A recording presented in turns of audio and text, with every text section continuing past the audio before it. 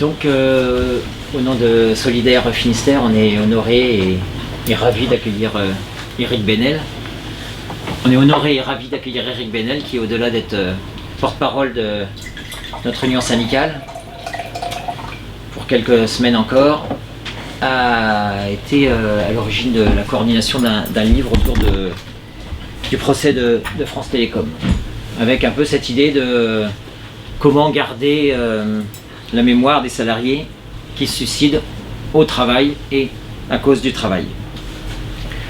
France Télécom symbolise la souffrance au travail, et le syndicat Sud, PTT, a trouvé des témoins de l'engrenage qui a abouti à cette ouverture d'un procès Orange France Télécom, et qui a permis la chronique de ces 41 journées d'audience pour publier le livre dont on vient parler ce soir, La raison des plus forts.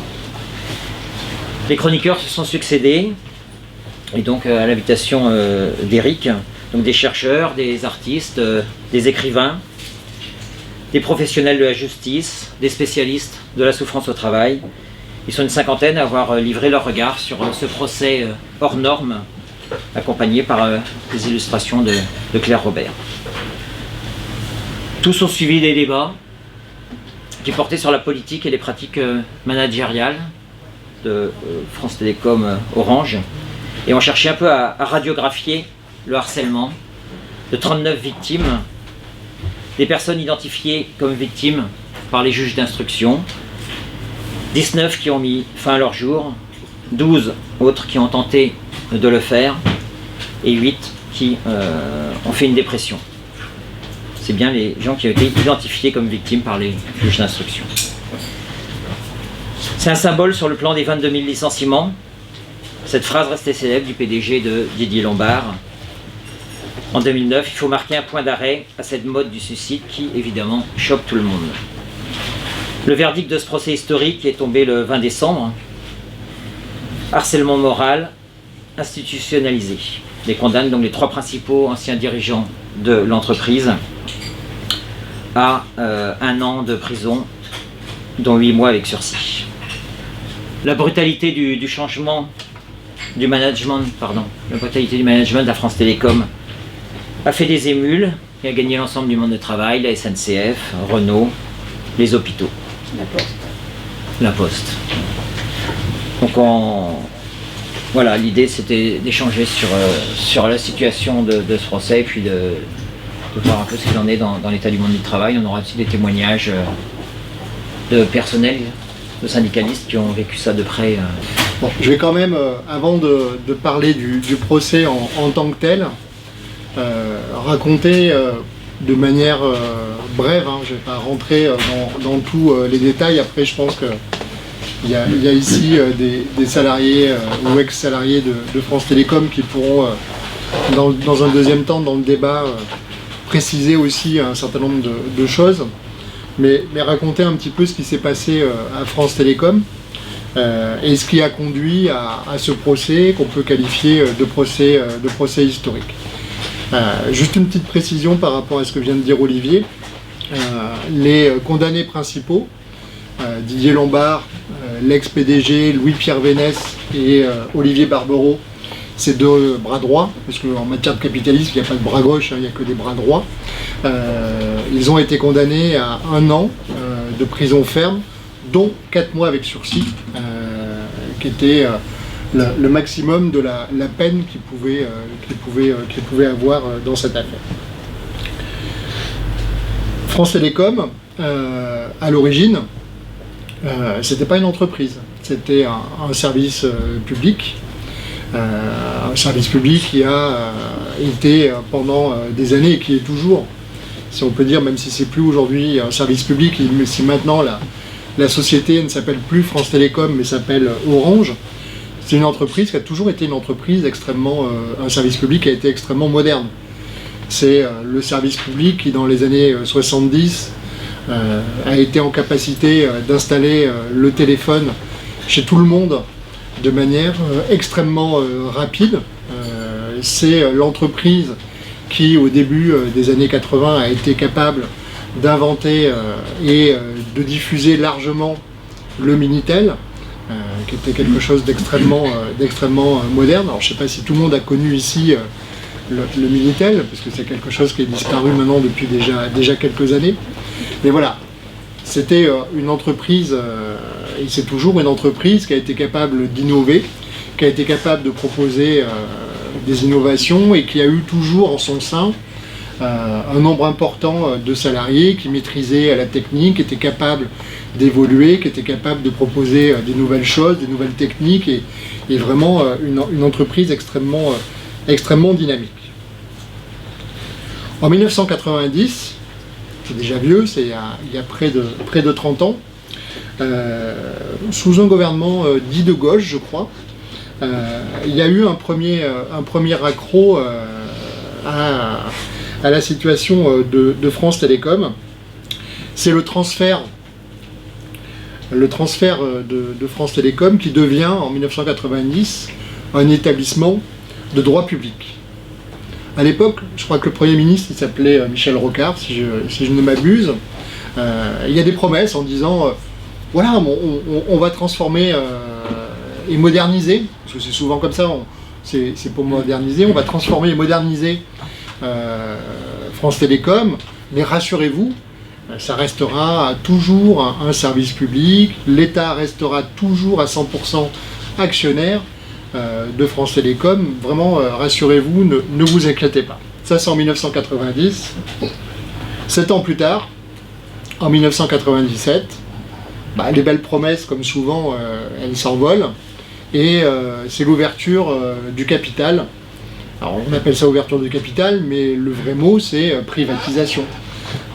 Privatisation, c'est-à-dire que, alors on distribue quelques actions aux salariés pour faire bon poids. On propose à tout le monde de devenir actionnaire de France Télécom, comme ça a été fait il y a quelques mois avec la Française des Jeux, et comme ça a failli être le cas aussi pour les aéroports de Paris. Ça s'est arrêté parce que vu que les aéroports c'est plus du tout rentable, du coup ils ont arrêté de vouloir les privatiser. Et donc en 1997, c'est l'ouverture du capital et c'est de nombreux actionnaires qui prennent une quantité importante d'actions et qui vont commencer, comme souvent, à peser sur la politique de l'entreprise. À l'époque, ça fait 2 ans déjà qu'il y a un dirigeant qui est arrivé, un dirigeant un peu particulier, puisque quelque temps avant d'arriver à la direction de France Télécom, ce monsieur travaillait dans une entreprise privée et il avait été lourdé pour des malversations, des abus de biens sociaux. Malgré ça, il est nommé par le gouvernement d'alors, c'est sous Chirac, c'est en 1995. Il est nommé à la tête de l'entreprise. Il a un nom très dans l'air du temps, un nom qui sonne la bienveillance. Vous savez, on nous parle toujours de bienveillance en ce moment, il faut être bienveillant, surtout avec les patrons d'ailleurs, avec les salariés pas souvent. Donc ce monsieur extrêmement bienveillant, il s'appelle Michel Bon. Michel Bon. Et Michel Bon, c'est à partir de cette période, il va être le dirigeant de France Télécom pendant 7 ans, de 1995 à 2002, c'est long, septennat, surtout quand les salariés commencent à souffrir. Donc il va devenir le premier dirigeant d'une entreprise devenue désormais dans le secteur privé, même si ça reste un service public. Et de 1995 à 2002, les salariés à l'intérieur de l'entreprise, ils commencent à pas se sentir très bien, voire à se sentir très mal. Il y a déjà des alertes, les représentants du personnel alertent sur la situation à l'intérieur de l'entreprise. Il y a des rapports qui sont faits sur ça. Il y a une sénatrice qui va faire à ce moment-là un rapport au Sénat sur les suicides déjà et la souffrance au travail au sein de France Télécom. Et pourtant on est déjà dans une période ancienne, puisqu'on est dans la période de 1995 à 2002. Je vais très vite, je vous laisserai après poser des questions et compléter sur ça, parce que Sinon, je vais dépasser largement les 3 quarts d'heure. Mais voilà, c'est pour...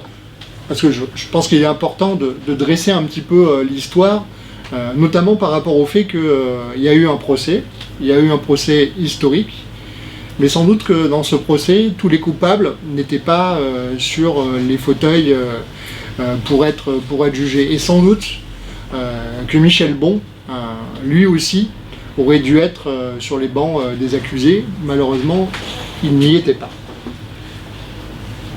En 2002, c'est un nouveau PDG qui va être nommé. Alors celui-là, il ne va pas rester longtemps, mais il va quand même grandement accentuer la situation qui commence à être dramatique pour les personnels. Ce deuxième PDG de la période privatisation de France Télécom, lui aussi son nom vous dira quelque chose, parce que loin de lui avoir été un boulet pour sa carrière politique, au contraire, ce qu'il a fait à France Télécom lui a beaucoup servi, puisque maintenant, il est commissaire européen. Ce monsieur, il s'appelle Thierry Breton.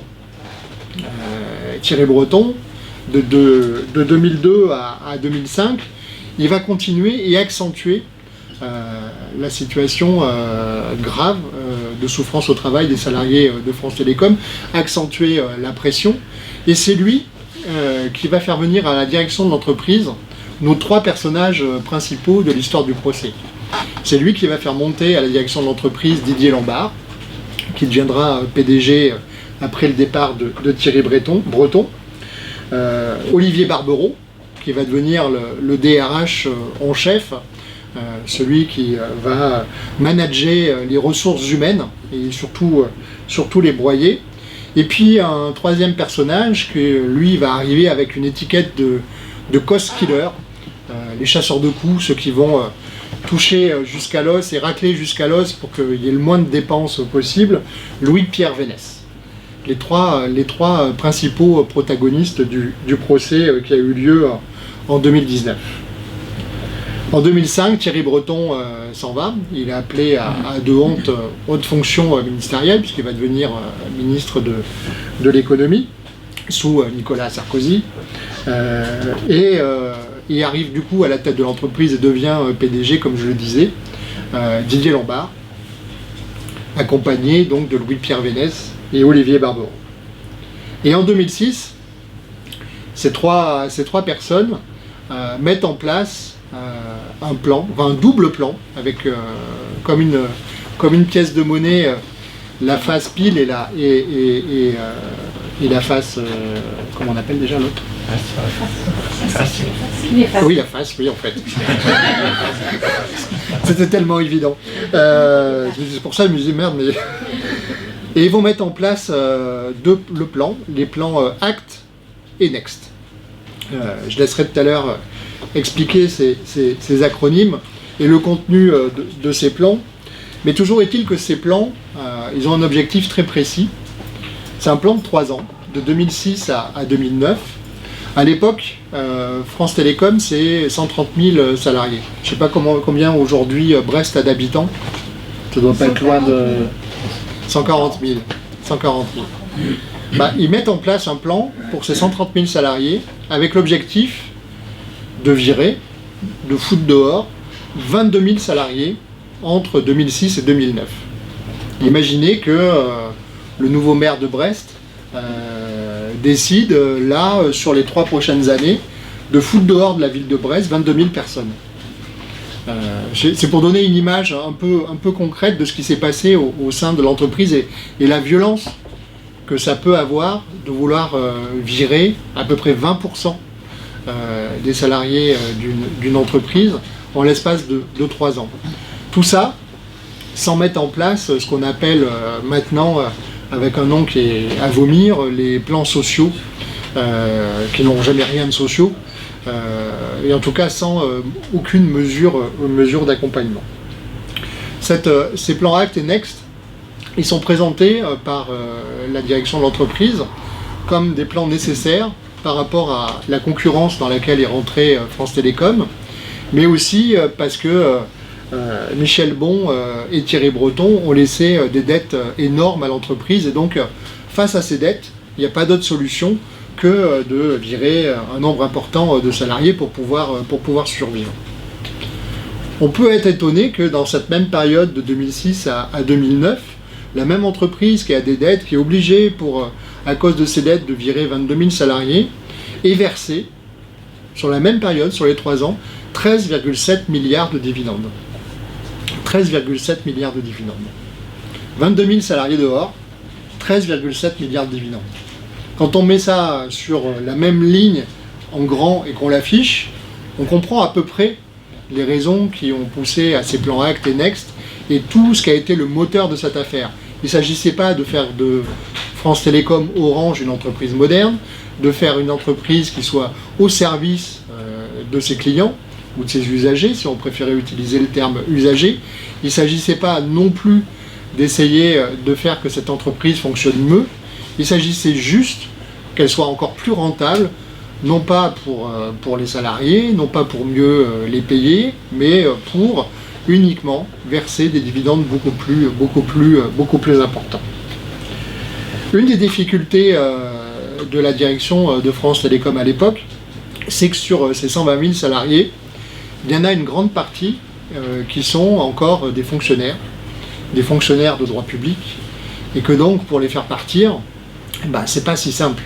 Il va falloir les pousser à partir, et donc va être mis en place un système de management, celui qui va être qualifié après le procès de harcèlement moral institutionnel, va être mis en place un système qui va obliger les salariés à partir, avec un harcèlement, par exemple.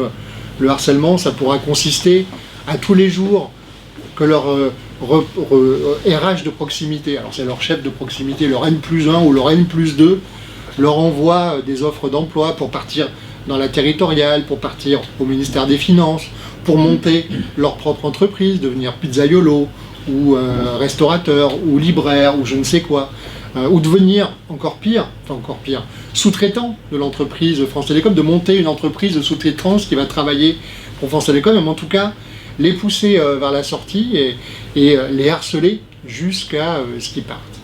Autre système qui va être mis en place pour dégoûter les salariés, ça va être de les changer dans leur travail.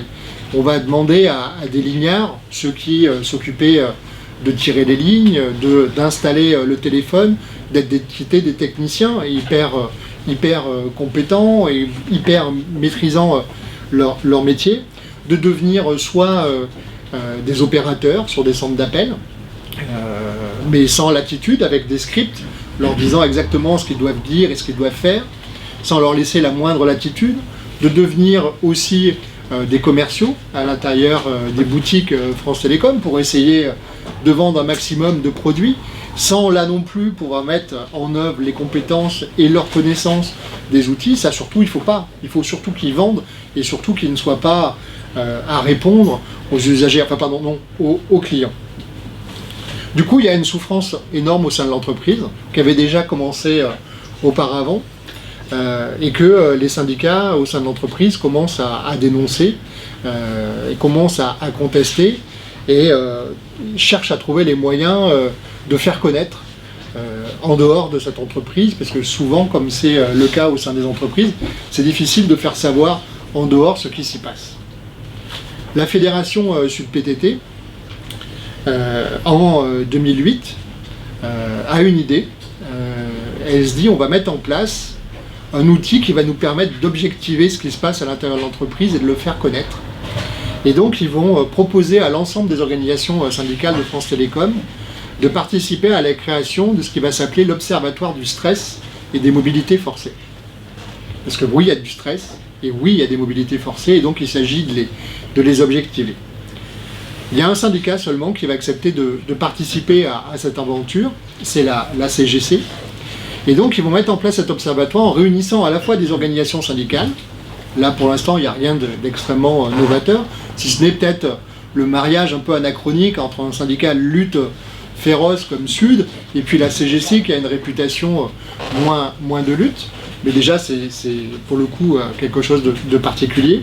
Et autour de ces deux syndicats vont s'agréger tout un tas d'experts du travail, des sociologues du travail, comme Daniel Linard, que tout le monde ici, j'imagine, connaît, des experts CHSCT, des médecins du travail, des inspecteurs du travail, tout un tas de ressources qui vont permettre d'objectiver et puis aussi d'outiller les militants pour faire face à cette situation.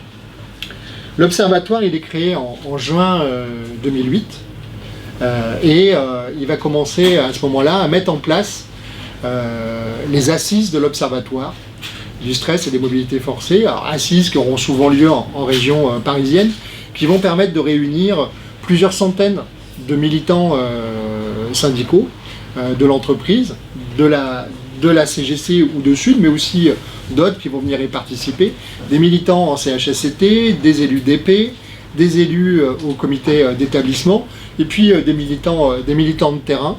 Et tous ces gens-là vont échanger dans ces assises avec les sociologues, avec les experts sur les questions de santé au travail, pour essayer de trouver les meilleurs outils pour faire connaître et puis pour agir en matière de prévention, parce qu'ils voient bien que dans cette période-là, les suicides, les tentatives de suicide, les dépressions s'accumulent et deviennent de plus en plus graves.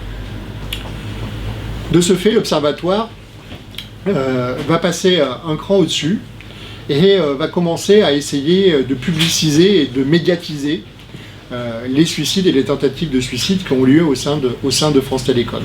Dès 2008, va y avoir de la part de l'Observatoire déjà un recensement extrêmement précis, extrêmement puissant de tous les suicides et les tentatives de suicide.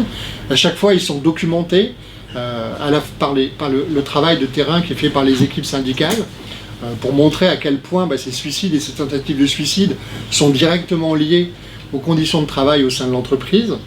Il va y avoir systématiquement, de la part de l'Observatoire, une communication vis-à-vis des médias, vis-à-vis de l'extérieur, pour publiciser ce qui se passe et les suicides et tentatives de suicide.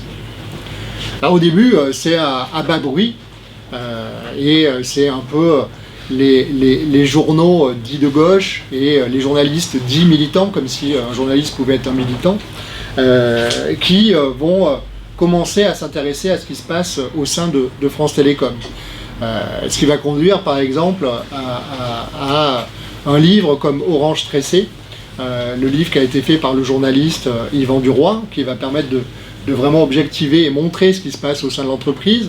Il y a des articles qui paraissent aussi dans Politis, dans Libération, dans l'Humanité, et comme ça, la situation à France Télécom commence à se faire savoir et commence à se voir. Et il va y avoir un moment particulier, deux moments particuliers. Hier, j'étais à Lannion.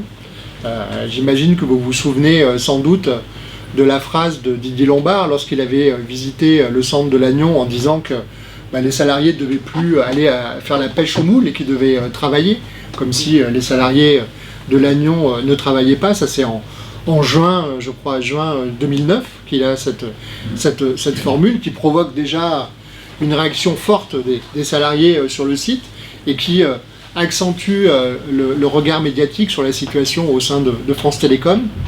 Et le 14 juillet 2009, à Marseille, un salarié de France Télécom qui s'appelle Michel de Paris se suicide. Et il se suicide en laissant une lettre très courte, c'est une page recto-verso manuscrite, dans lequel il dit très clairement que s'il se suicide, c'est uniquement à cause du management à l'intérieur de France Télécom. Il accuse nommément France Télécom d'être la seule responsable de son suicide. Et à ce moment-là, ce suicide, il va déclencher une vague médiatique extrêmement importante. Bon, en plus, c'est l'été. Les journaux, à cette époque-là, ils n'ont pas grand-chose à se mettre sous la dent. Donc, ils vont mettre les projecteurs sur la situation à France Télécom. Et malheureusement, pendant l'été, il va y avoir d'autres suicides, d'autres tentatives de suicide. Et à chaque fois, la médiatisation augmente. L'Observatoire du stress met en avant la situation, a les outils pour expliciter ce qui s'y passe, parce qu'il y a tout le travail qui a été fait pendant les mois antérieurs qui permet d'objectiver et d'expliquer pourquoi les salariés se suicident et pourquoi il y a des tentatives de suicide. Il y a une pression extrêmement forte qui commence à se mettre en place sur la direction de France Télécom. Didier Lombard, Louis-Pierre Bénès et Olivier Barbereau commencent à aller sur les sites pour essayer d'éteindre l'incendie. Et c'est à ce moment-là que Didier Lombard, tout à l'heure Olivier disait sa phrase, va parler de la mode des suicides, comme s'il pouvait y avoir une mode des suicides. Et le gouvernement d'alors se dit qu'il ne peut pas laisser les choses en l'état. Et à la fin août 2009, il va demander au directeur général du travail d'alors, Jean-Denis Combrexel, de recevoir les organisations syndicales pour voir qu'est-ce qu'on pourrait faire pour essayer d'avancer sur la situation à France Télécom. Il va y avoir deux choses qui vont être mises en place. La première chose, c'est quelque chose d'assez exceptionnel. C'était jamais arrivé avant et c'est jamais arrivé depuis. La direction générale du travail détache une inspectrice du travail, Sylvie Catala, à temps plein, pour faire une enquête sur la situation au sein de France Télécom. Elle va avoir tous les moyens de la direction générale du travail pour mener cette enquête. Elle va pouvoir récupérer tous les documents qui ont été faits dans les CHSCT, Comité Hygiène, Sécurité et Conditions de Travail. Je l'explique parce que ça n'existe plus, les CHSCT, ou presque plus, c'est en voie de disparition. Elle va avoir les rapports de la médecine du travail, il y en avait beaucoup, de nombreux. Les médecins du travail, eux aussi, avaient alerté sur la situation.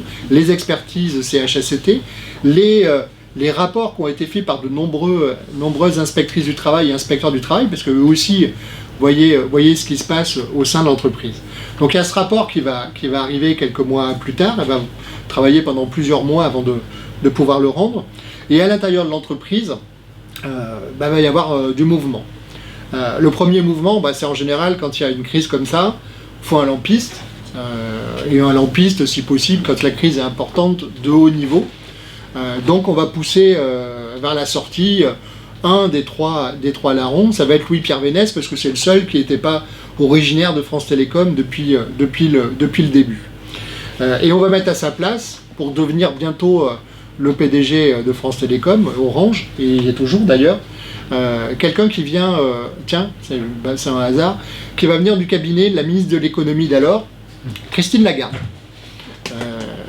qu'on connaît aussi aujourd'hui, et qui va donc arriver à la tête de France Télécom, enfin, pourra bientôt devenir à la tête de France Télécom, au début du mois d'octobre 2009. Dans le même temps, au sein de l'entreprise, il est demandé à la direction d'agir et de faire quelque chose. Et la direction va proposer de lancer une enquête interne au sein de l'entreprise avec un cabinet d'expertise agréé, et ça va être le cabinet de Technologia qui va faire une enquête précise et détaillée sur la situation. L'enquête va être en deux temps. Le premier temps, ça va être un questionnaire assez long, il y a plusieurs dizaines de questions qui va être envoyé à tous les salariés de France Télécom.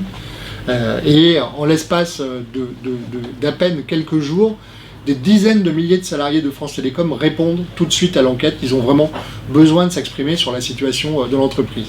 Et à partir de cette première enquête, il va y avoir des sociologues du travail qui vont mener des entretiens précis, détaillés, avec plus de 1000 salariés pour, là aussi, avoir des éléments des plus précis.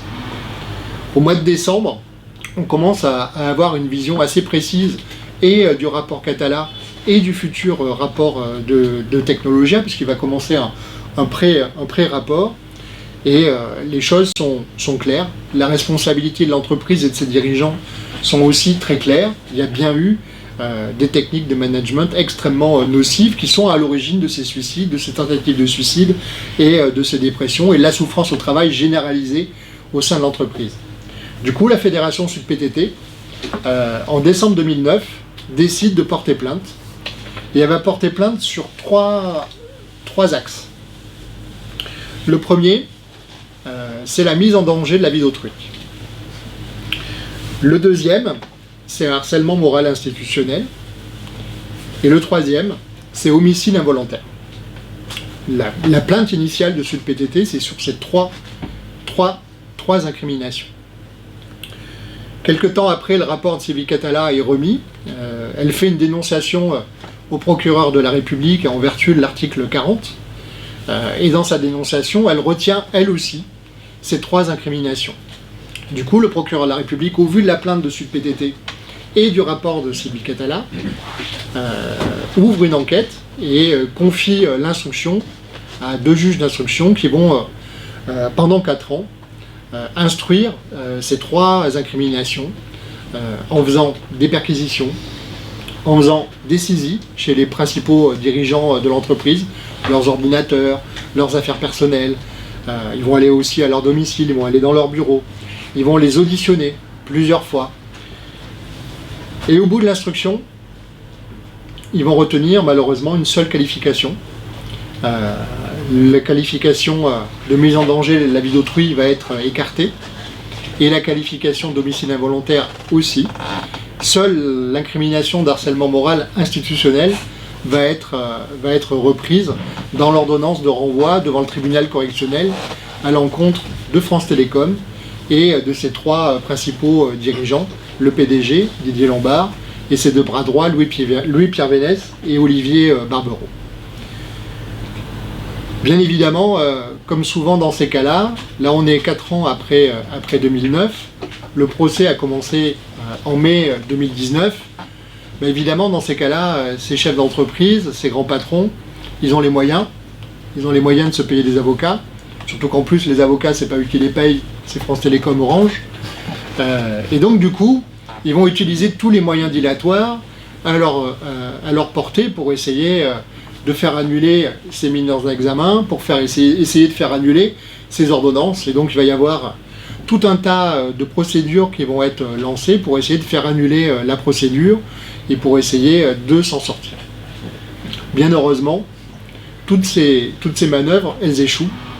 Et donc à la fin 2018, on apprend que le procès de France Télécom, de ces 3 anciens dirigeants et de 4 autres dirigeants poursuivis pour complicité, aura lieu en mai 2019 pendant 42 jours d'audience.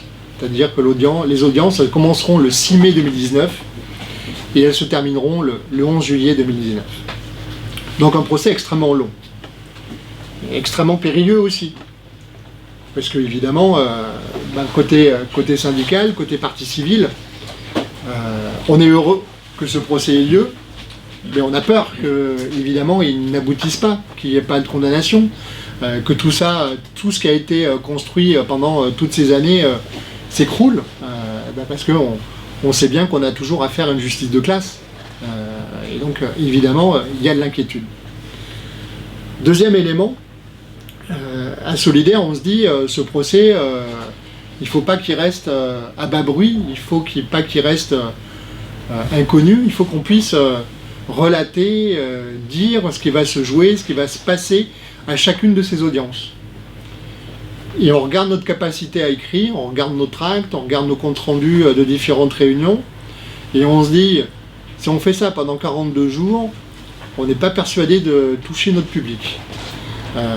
Et donc peut-être qu'il faudrait qu'on trouve un moyen un peu original et un peu novateur pour que ça puisse donner envie de lire et de regarder ce qui se passe. Et dans la commission conditions de travail, en avril, on réfléchit, on cherche des idées, et puis collectivement, on a eu l'idée de se dire, si on demandait à chaque journée d'audience à quelqu'un de différent de venir pour donner son point de vue sur cette audience. Et pas forcément des gens qui sont des spécialistes de la question de la santé au travail. Des gens qui ont une plume, des gens qui savent écrire, des gens qui s'intéressent à ce qui se passe, des gens qui ont une multiplicité de points de vue. Et donc on va essayer de mettre en place ce dispositif un peu fou. Parce que quand on l'a lancé le 6 mai, la première journée d'audience, on était loin d'avoir des gens pour toutes les audiences. Vous imaginez, c'était au mois d'avril, quand on va chercher des gens pour venir toutes les audiences, de mai à juillet, tout le monde n'est pas disponible.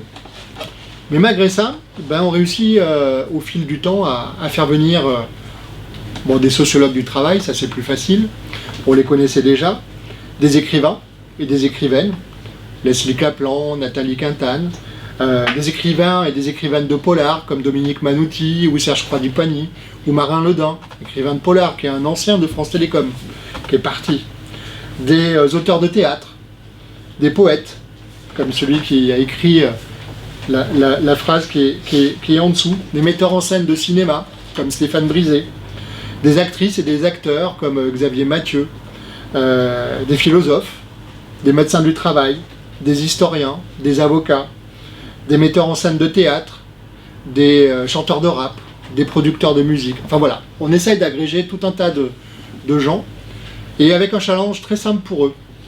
Ils viennent à une audience. Alors les audiences, elles ont lieu tous les jours de la semaine, du lundi au vendredi en général. Ça commence toujours à 13h30 et ça finit souvent vers 21h, voire des fois 21h30, avec une petite pause d'une demi-heure. C'est tout. Juste une pause d'une demi-heure qui a lieu pas forcément au milieu de l'audience, ça dépend du moment des auditions. Donc ils viennent gratuitement, bénévolement, et ils doivent nous remettre un texte, une chronique de ce qu'ils ont vu, de la manière dont ils l'ont vu, dans les 48 heures. Et ça, c'est pas possible de livrer plus tard. Et avec 10 000 signes, pas plus, pour que ça puisse être lu. Et nous, l'idée, c'est de les publier sur le site de Solidaire sur les conditions de travail, la petite boîte à outils, et de publier régulièrement, tous les 2 jours, une chronique. Et l'idée, c'est de le faire 48 heures après, parce que y a des journalistes qui vont, eux, rendre compte en détail de l'ensemble des audiences. Nous, on ne demande pas à ces gens de rendre compte en détail de l'ensemble des audiences. C'est pas ça. Nous, on leur demande de porter le regard sur l'audience, de dire comment ils l'ont ressenti, comment ils l'ont vécu, comment ils l'ont vu. Et puis ce machin-là, ça marche. Ce machin-là qu'on a bricolé, dont on ne savait pas si ça allait pouvoir tenir, ça fonctionne. Ça fonctionne même très bien, puisque là, je vous ai dit, tous les gens qui sont venus, au départ, on n'avait pas grand monde, pas pour toutes les journées, et puis les gens qui viennent, ils nous proposent d'autres gens. Xavier Mathieu va nous mettre en contact avec Stéphane Brisé, Nathalie Quintane va nous mettre en contact avec Leslie Kaplan. Et puis il y a des gens qui vont venir spontanément pour nous dire on a vu toutes ces chroniques, moi j'aimerais bien participer, j'aimerais bien aussi venir, parce que je pense que ce procès est extrêmement important et qu'il faut faire connaître ce qui se joue là-dedans. Et puis on a aussi la possibilité de s'abonner pour recevoir par mail tous les jours la chronique de 48 heures avant. Et là aussi, on voit qu'il y a de plus en plus de gens qui s'abonnent pour recevoir. Des gens parfois extrêmement étonnants. On va recevoir la demande d'abonnement d'un monsieur qui nous explique qu'il a vu 1 ou 2 chroniques, c'est vraiment très intéressant. Et lui, ça l'intéresse beaucoup parce que c'est le papa de la présidente du tribunal. Et donc, il a vraiment envie de voir ces chroniques. On voit des journalistes aussi, on voit des éditeurs qui s'abonnent. Et au courant juin, on a 3 éditeurs qui nous disent tous ces textes, toutes ces chroniques, il faut qu'on en fasse quelque chose, il faut qu'on fasse un livre avec ça. Il y a les éditions de la Découverte, il y a les éditions Sileps et les éditions de l'Atelier qui nous proposent de travailler ensemble sur un livre. On leur dit, écoutez, on va attendre que le procès soit fini, puis on viendra vous voir. Le procès se termine le 11 juillet avec un renvoi pour le verdict au 20 décembre. Là aussi, il faut être patient. 11 juillet, 20 décembre, le suspense était long à supporter. Et du coup, pendant l'été, avant même de savoir le verdict, on va travailler avec les trois éditeurs pour voir quel projet éditorial ils nous proposent. Et rapidement, on va trouver que le projet des éditions de l'Atelier, celui qui va donner lieu au livre, du coup, La raison du plus fort, c'est celui qui nous semble le plus intéressant, parce que c'est le seul éditeur qui nous propose d'éditer tous ceux et toutes celles qui ont écrit des chroniques, de pouvoir aussi ajouter des textes.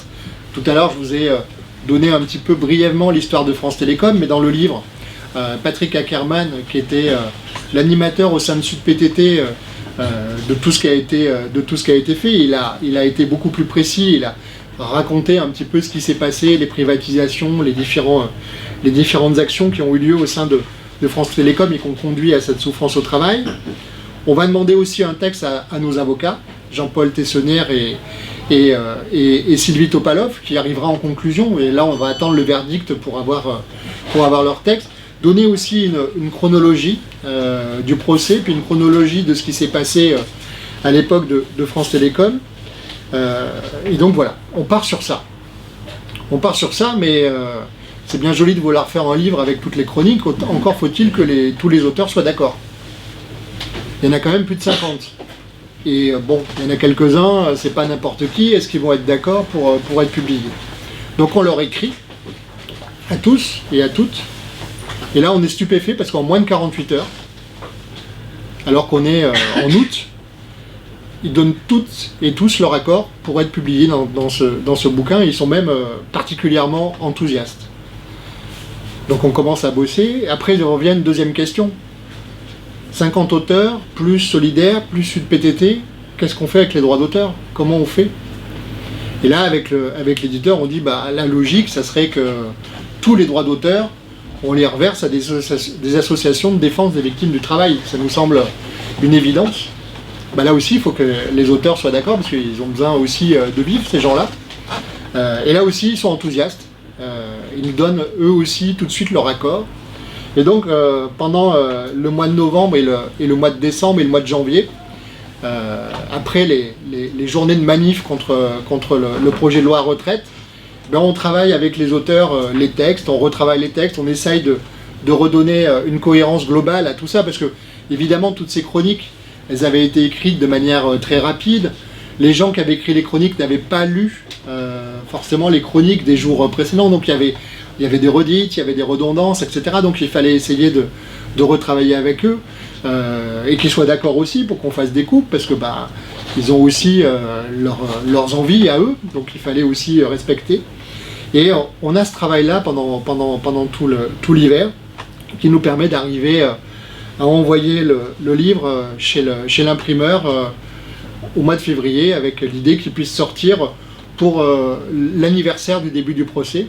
Il aurait dû sortir fin avril, mais bon, le confinement en a décidé autrement. Il a pu sortir à la fin juin, début juin, pardon, et on peut que maintenant commencer à le faire connaître en faisant des réunions comme celle de ce soir. Ce livre, je ne sais pas si certaines et certains d'entre vous l'ont déjà lu, mais ce livre, il a plusieurs choses importantes à porter. D'abord, c'est un livre qui veut laisser une trace de ce qui s'est passé, parce qu'on considère que c'est un procès historique. Ces gens ont été condamnés. Ils ont été condamnés à la peine maximale qu'ils pouvaient avoir. La peine maximale, elle est dérisoire. Il y a eu, tout à l'heure, Olivier parlait du nombre de cas qui ont été retenus pour le procès, mais ce nombre de cas est infime par rapport à tous les suicides, les tentatives de suicide et tous les salariés qui ont été brisés à cause de ça. Donc le verdict, il ne pouvait pas être à la hauteur de ce que les salariés avaient subi. La seule chose qui pouvait faire ce verdict, et c'était une chose importante, c'est de dire que ce qui s'était passé au sein de l'entreprise, que l'organisation du travail qui avait été mise en place au sein de l'entreprise, c'était interdit. Et ça, c'est quelque chose d'important. Parce que dans les entreprises, normalement, jusqu'à ce verdict, les patrons, ils ont toujours eu la liberté d'organiser de la manière dont ils voulaient le travail au sein de l'entreprise. Ils ont toujours eu cette liberté, c'est le droit de propriété. Et ce droit de propriété, il laisse libre cours pour organiser comme les patrons veulent le système au sein de l'entreprise. Là, ce jugement, il dit une chose essentielle. Il dit que non, ils ne peuvent pas faire tout ce qu'ils veulent. Il y a des interdits. Et que là, la manière dont a été mis en place à travers les plans ACT et les plans NEXT, l'organisation du travail au sein de France Télécom, c'était quelque chose d'interdit. Ça, c'est le premier point extrêmement important, et ça, il fallait qu'on puisse continuer à le faire savoir et à le donner. Le deuxième élément aussi, c'est que ce qui s'est passé à l'intérieur de France Télécom, et ça je pense que dans le débat on va le voir aussi, c'est quelque chose qui n'est pas exclusif de France Télécom.